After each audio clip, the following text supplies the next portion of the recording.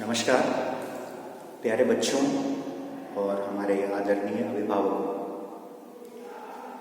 कक्षा 9वीं में हमारे सामने भाषा अध्ययन में दो विकल्प आते हैं कि आप हिंदी और संस्कृत में से कोई एक विषय का चयन कर सकते हैं।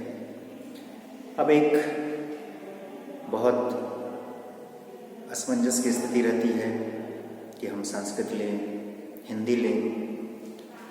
तो व्यक्तिगत इस विषय पर जो मेरी सोच है वो मैं आप सबके साथ साझा करना चाहता हूँ कि हिंदी और संस्कृत इन दोनों विषय में से किस विषय का चयन किया जाए।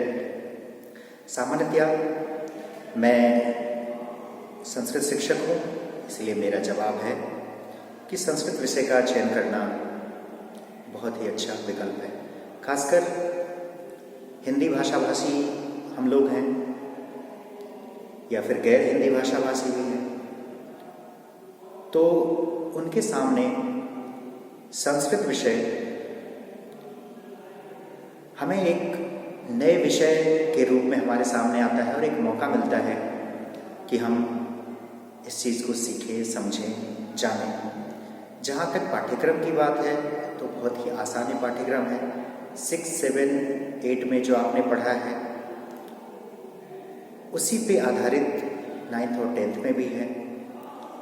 तो यदि संस्कृत में आप कुछ वाक्य बनाने की क्षमता रखते हैं तो निश्चित ही बहुत अच्छा अंक आप प्राप्त कर पाएंगे संस्कृत विषय में। जहाँ तक आप देखेंगे कि मेरा मानना है कि संस्कृत विषय में पास करना मुश्किल होता है, लेकिन अच्छे अंक लाना बहुत ही आसान होता है। हिंदी में पास होना तो बहुत आसान है, लेकिन अच्छा अंक लाना मुश्किल होता है।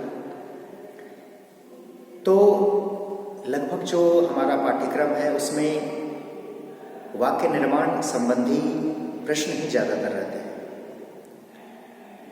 आप देखेंगे कि जो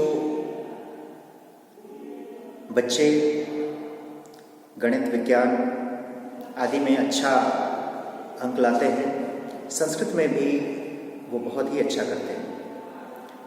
विशेष इस बार मैं आपको बताना चाह रहा हूँ कि जेईई मेंस में बिहार का जो पहला 100% परसेंटाइल है और पूरे देश में चौथा पोजीशन है। सौभाग्य की बात है कि उसे मैंने 10th में संस्कृत पढ़ाया, वो भी एक संस्कृत का छात्र रहा है। साथ ही मैं बताऊं कि आज संस्कृत के क्षेत्र में बहुत सारे काम हो रहे हैं। नासा है, IITs है, उन सब जगहों पर प्राचीन ज्ञान विज्ञान के सहारे उसे एक नई टेक्नोलॉजी से जोड़ने का एक प्रयास भी चल रहा है, जो हमारे समृद्ध भारतीय परंपरा और हमारी भारतीयता का प्रतीक है। तो इस प्रकार मैं ये कहना चाहूँगा कि संस्कृत एक अच्छा मौका है। साथ ही अंत में मैं ये कहता हूँ कि संस्कृत पढ़ने से आदमी कुछ भी बने, लेकिन मनुष्य जरूर बनता है।